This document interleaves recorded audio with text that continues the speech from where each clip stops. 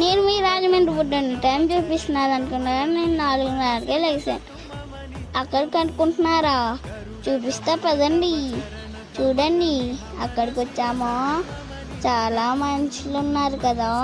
గోదావరికి వచ్చాం. చూసారా, నేను త్వరగా పరిగెట్టేస్తున్నాను. ఈయన ఎవరు అనుకుంటున్నారా? మా ఫ్రెండు. ఇదేమో మామూలుగానే గోదావరిలో స్నానం చేస్తున్నా. అప్పుడు మాత్రం ఫుల్ ఎంజాయ్ ఉంది. పూజ కూడా మొదలైంది. నేను దీపం వెలిగిస్తున్నాను. అలా ఉందో చెప్పండి.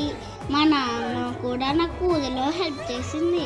నేను గోదావరి దీపం వదలడానికి వెళ్ళాను.